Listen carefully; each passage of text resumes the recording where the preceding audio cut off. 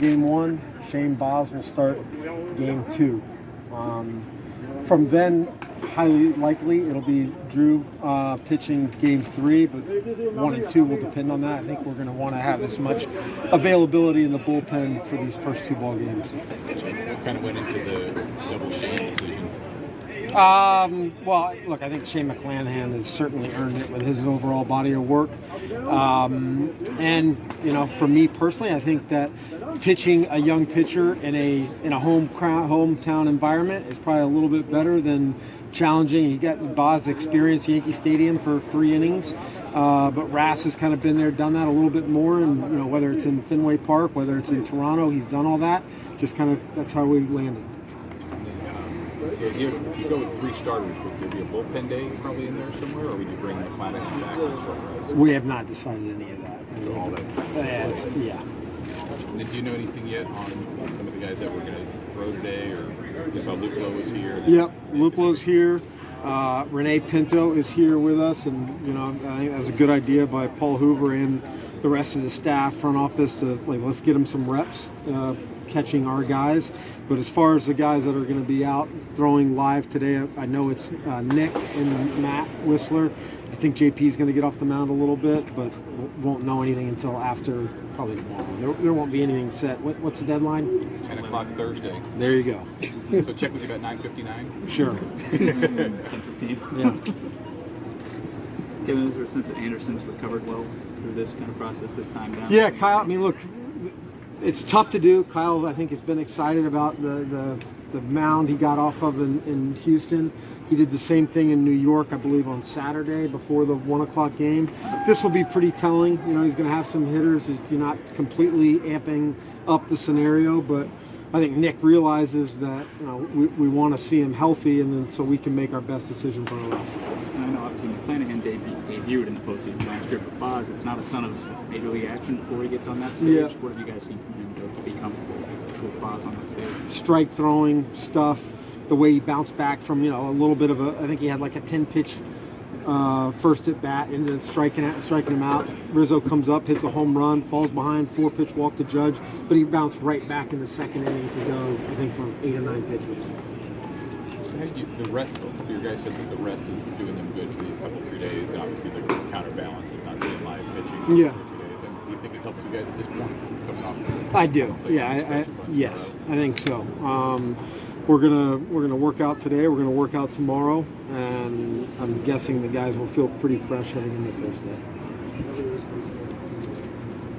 Kevin, just what's the mentality of this group, knowing that you guys have been there, done that before, you know exactly what it takes to get exactly where you need to go? Well, I don't know if any of us know exactly any of it. We know that we have been there. We've been in a situation last year, totally different, that we were in a bubble. We were playing every single day, consecutive days. This is different. I think we would welcome not being in a bubble, playing in front of our fans, and getting some scheduled days off to make sure that our pitchers that much fresher, and our position players. 12 days in a row, we don't do that during the regular season with anybody, and we did it last year. So welcoming that we're a little bit closer to normal, and I think the guys should be, and I know are, very excited to get this thing going. What's it like from your perspective being in this building when it's packed and it's extremely loud? Does that change the preparation at all? Not really. I know we got to work hard at communicating, whether we're in this building or somewhere else on the road. It gets loud, but the last that I can recall was the 2019 against the Astros.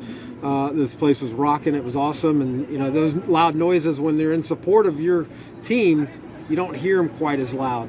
When you're on the other flip side of it, they become a little bit louder. But the play that we made on the famous relay play, I've never heard a stadium erupt like that. So little things like that we're gonna be excited to hear.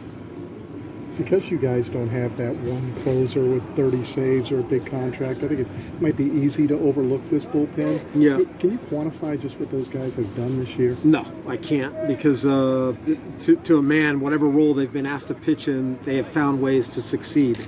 And it has been, pitch the 5th one night, the next night you're closing out in the 9th, you go back to the 5th, and then you're pitching the 11th in a tie ball game.